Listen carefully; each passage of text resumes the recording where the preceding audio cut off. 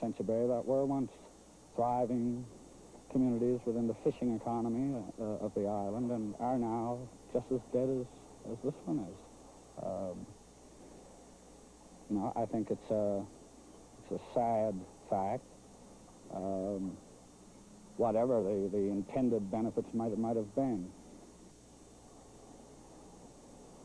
Well, first it was the people against the government. But then the priests got into it on the side of the government. And then it was the people up against the government and the priest. But by and by, as time passed, it got to be more and more the people against the people. It got pretty dirty betimes because a lot of people couldn't see the sense in moving. Their homes was here, they belonged here, and they were comfortable.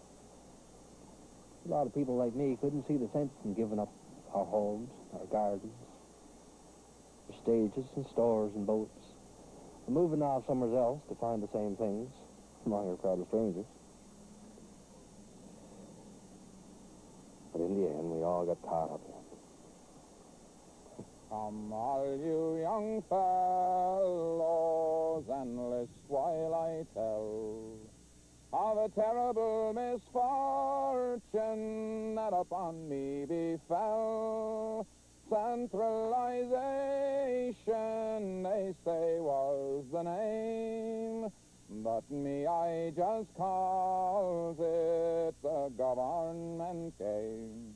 My home was St. Karen's, a heavenly place. It thrived on the fishing of a good hearty race. But now it will never again be the same, for they've made it a pawn in the government. All that winter, down at the meetings and places, you'd never think that anybody was going to leave St. Kevin's come hell or high water. But come spring, you could tell it was changing. Nobody was admitting it. But we all knew that it'd be all gone come winter. It was like something got a hold and you couldn't shake it off. By this time, you could see that nobody was turning their gardens or taking care of anything like they used to. And then the word went around the place that couldn't get a teacher, so there'd be no school for the youngsters in the fall. And then Father McCormick up to announce he was leaving on account of his health. And there'd be nobody to take his place. Well, that was the end of it. It was done then. Even the strongest ones signed up the petition for their allowance. I can't blame them, though. So by and by, we could see the boards going up on the windows. People going about the business of moving, just the same as if it was the most natural thing in the world. But they wouldn't laugh while they were doing it. There was a sadness that came over the place that summer. A terrible sadness. Like a darkness that nobody could see through. So the government paid us for moving away and leaving our birthplace for a better day's pay. They said that our poor lives would never be the same once we took part in the government game. It's surely a sad sight they're moving around, wishing they... Here we are in Broley, in the bottom end of Marasheen Island, a resettled community. Now with me here is Anthony Travers. Anthony, do you think resettlement was a good thing? Yeah, it was good for one thing, for the younger people, but it was bad for the older people. That the older people, you know, was home, and I mean, home was home. But once they left home, they were all knocked about. But for the younger people, yeah, I agree with. Why did you leave yourself? Well, I left there for, say, my family because, you know, I want my kids to go to school because school was cut out there. We hadn't got any. So I took my family up to Vicente, and so they could get education, which we never got. And so they got ahead very good. Now I came back here, you know, in springtime just for relaxation.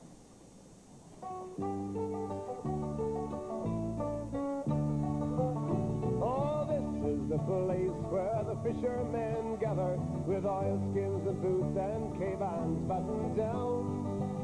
All sizes of figures with squid lines and jiggers, they congregate here on the squid-jigging ground. Some are working their jiggers while others are yarning. There's some standing up and there's more lying down. While all kinds of fun jokes and tricks are begun as they wait for the squid on the squid-jigging ground. Well, there's men from the harbor and men from the tickles in all kinds of motorboats, green, grey and brown. There's a red-headed Tory out there in the dory, running down squires on the squid-jigging ground. Says Bobby, the squids are on top of the water. I just got me jigger about one bottom down. When a squid in the boat squares it right down his throat. Now he's swearing like mad on the squid-jigging ground. Now if ever you feel inclined to go squidding, leave your white shirt and collar behind in the town. And if you get cranky without a stiff hanky, you'd better steer clear of the squid-jigging ground.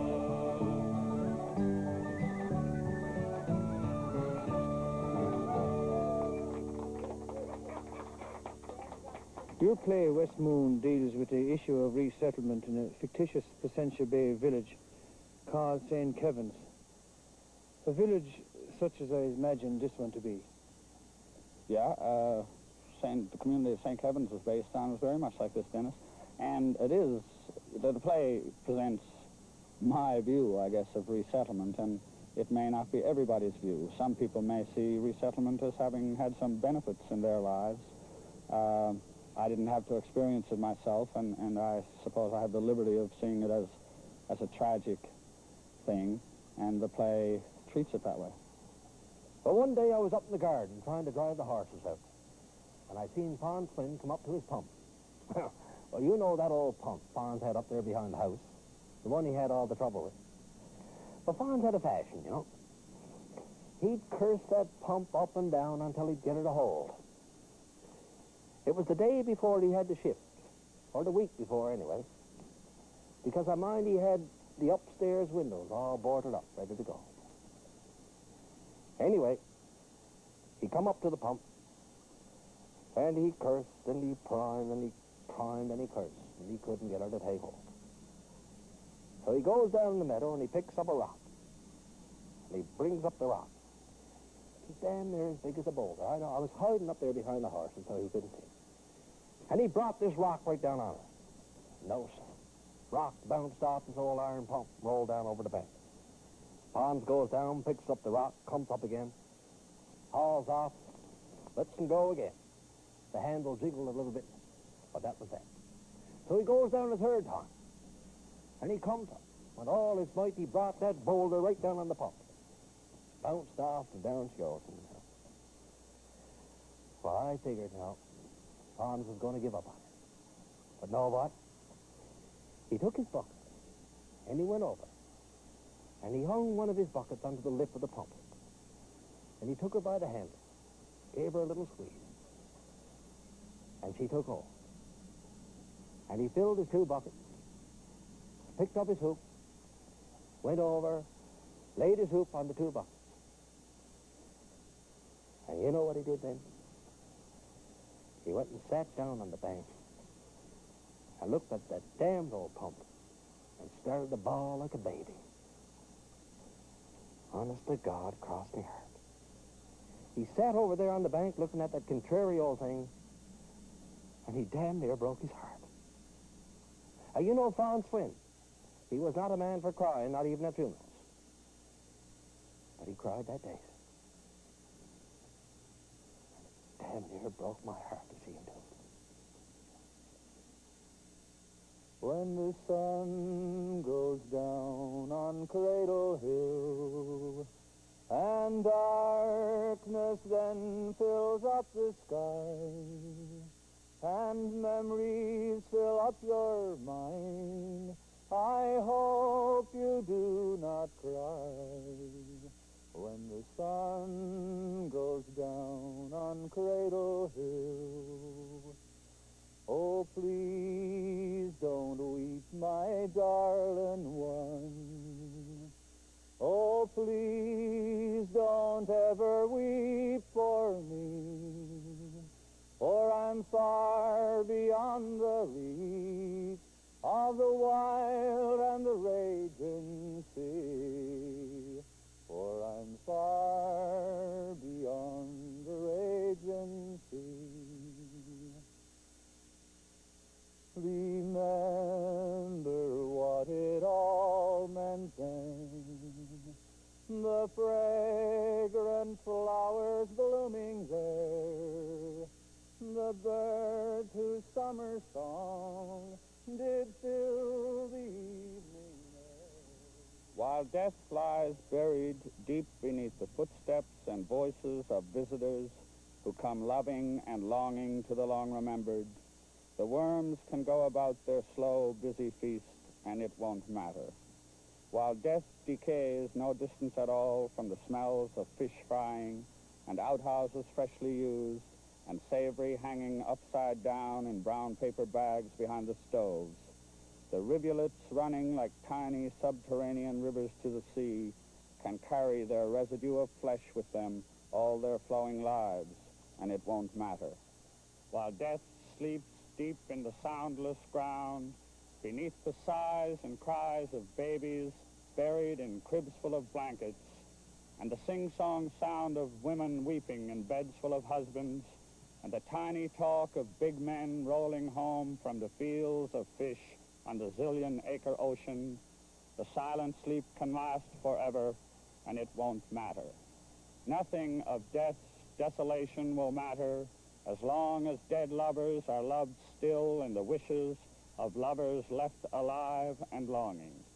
Nothing of it will matter as long as the honored dead are honored still in the heartfelt toasts of drunk and drinking men, or as long as cursing men still curse their dead enemies, glad to be rid of them and their interventions. It won't matter how long the dead lie dying of hunger, as long as children remember the taste of their dead mom's milk and the feel of breasty flesh upon their cheeks. It won't matter as long as the living live and remember, whether they thrive or endure, as long as the living live and remember, the dear deceased cannot be diminished by the fearful fact of death. All this and more the ever-remembered here have learned. However brief, however uncertain their time alive, they learned before they died that there is no survival this side of immortality, no final gladness this side of heaven.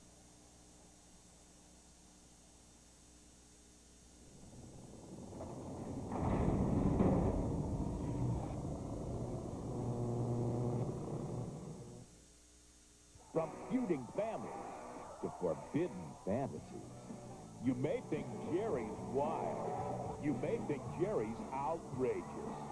But you ain't seen nothing yet. Jerry Springer, Too Hot for TV. It's the explosive video with the most shocking footage the censors won't let you see. And you can't find it in any store. It's racy. It's raucous. It's remarkable. It's way too hot to show you here. But order now and you'll see it all. Warning. This video contains nudity and adult language. Parental discretion is strongly advised. To order, have your credit card ready and call 1-800-689-9595. That's 1-800-689-9595.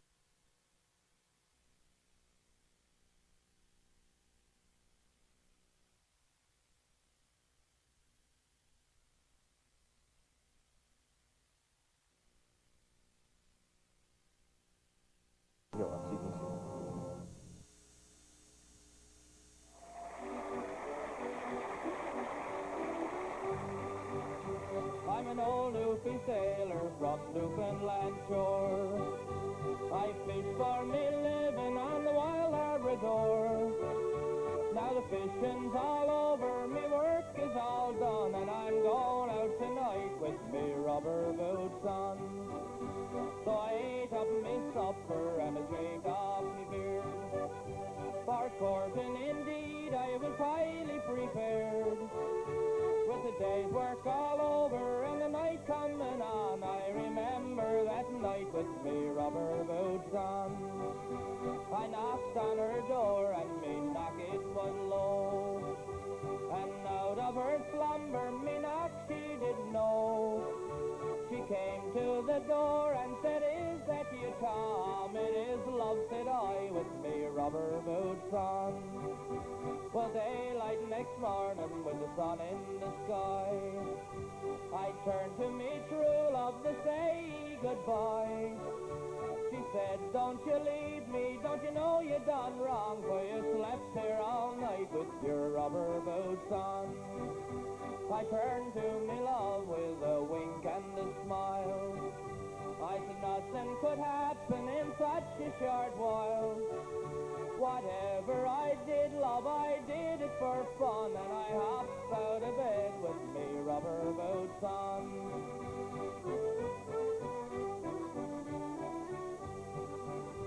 It being 9 months later, I was summoned to court. 10 shillings a week I was fined for me sport. 10 shillings a week from a fisherman's son. I regretted that night with me rubber boots on. But now I'm back fishing, I'm happy for sure. I'll make 10 shillings on the wild Labrador.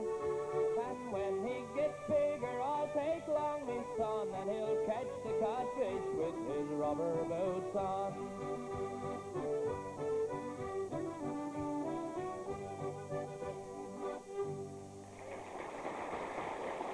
The one and only, Warren Brother. Well, here we're back from our great trip throughout Placentia Bay, but we didn't leave all the people of the islands up there. Is there anybody out there from the islands? Great. Well, we have some entertainment for you here tonight from people from the islands of Placentia Bay. From Paradise, here's Pat and Joe Byrne.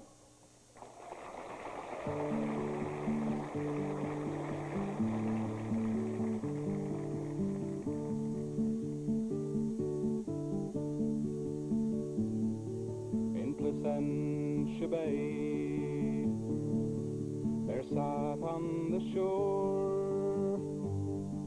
a young girl who mourned for her love who's no more. For the pride of his manhood is the prize of the sea, and the seagulls still follow on freedom.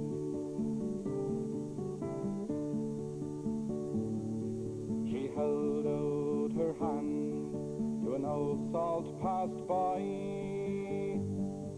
and lifted her head with a tear in her eye. Said, "Sit and I'll tell you a tale of great woe, while the seagulls still follow on freedom.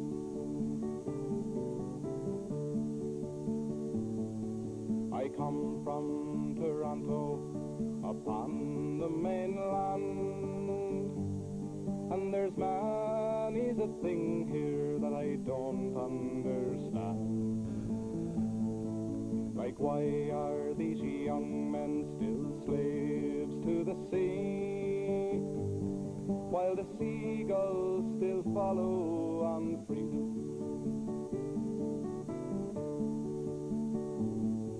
He said to this young maid as he held her small hand, "The sea and its fury are part of this land, and them who can't take it, they better not stay with the seagulls who follow on freedom."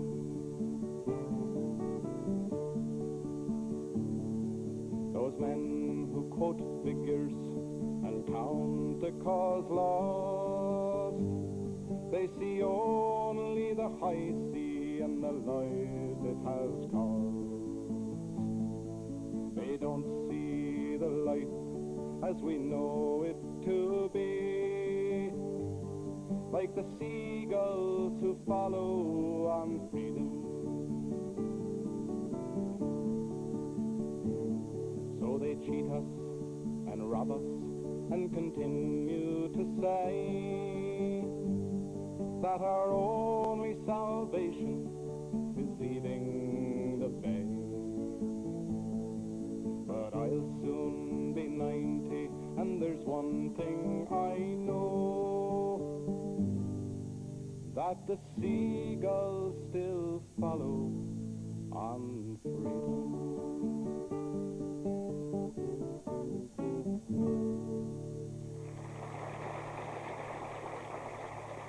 Thank you, Joan Patburn. 1, 2, 3. Oh, lots of fish in Belleville Tower, lots of fish in Dingle Hill, boys and girls